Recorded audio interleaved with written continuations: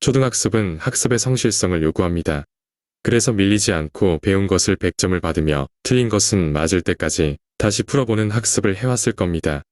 그래서 숙제를 잘하는 학생이 최고였던 초등학습입니다.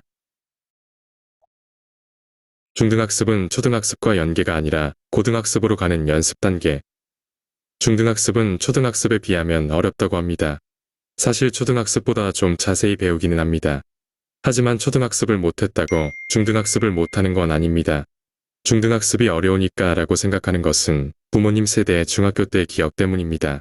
그 당시는 중학교 공부가 중요했습니다.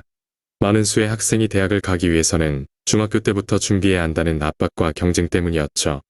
하지만 요즘은 서울 일부 지역을 제외하고는 그런 경향이 거의 없습니다. 중등학습이 어렵지 않은 이유. 중학교 교과 과정이 완전 바뀌었기 때문입니다.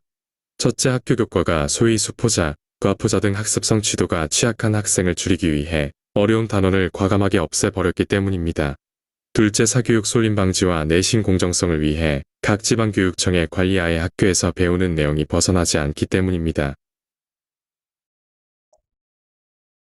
초등학습을 잘해야 중등학습을 잘하는 게 아닙니다. 교과서에 나온 내용을 많이 안다고 중등학습을 이해하는 건 아닙니다. 교과서대로 잘 따라왔다고 중등학습을 잘하는 것도 아닙니다.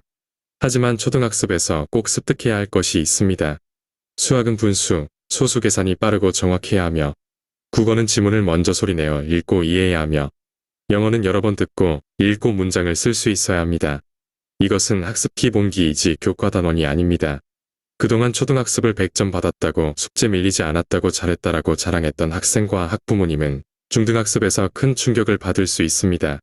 중등학습의 방향을 모르시기 때문이며 그것을 본인들 스스로 인정하지 못하시기 때문입니다.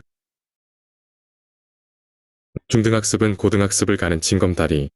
중등학습의 방향은 초등학습에서 연습해온 학습 기본기를 가지고 고등학습을 향합니다. 고등학습은 대학 진학이라는 목표가 뚜렷하기 때문에 전략이 필요하며 이때 학생은 학습에 더 이상 의존하는 것이 아니라 스스로 학습이 단련된 상태가 되어야 합니다. 이때부터는 학습 지도가 아니라 학습 코칭이어야 합니다. 그렇다면 이런 학습의 힘은 어디서 나올까요? 좋은 학원, 좋은 강사, 좋은 학습 교재 모두 아닙니다. 이 모든 것에 도움을 받을 수는 있지만 결국 연습하고 습관되어지는 것입니다.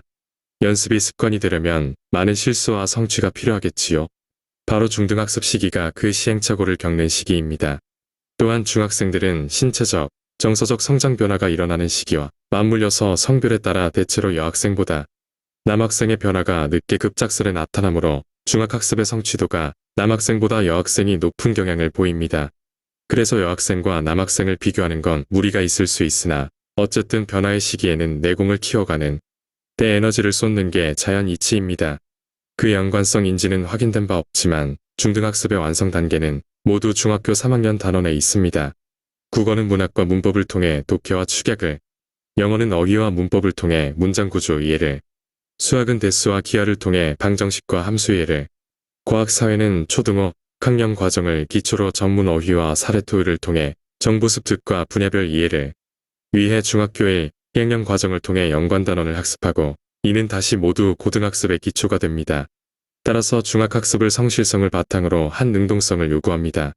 이는 중심을 잡기 위해 한 번도 넘어지지 않는 방법을 배우는 게 아니라 100번을 넘어져도 스스로 중심 잡는 방법을 체득하는 과정입니다. 어미새가 날갯짓을 스스로 체득하도록 높은 둥지에서 새끼를 떨어뜨리고 그저 지켜보기만 하는 것에 학부모님들이 주목하셔야 합니다.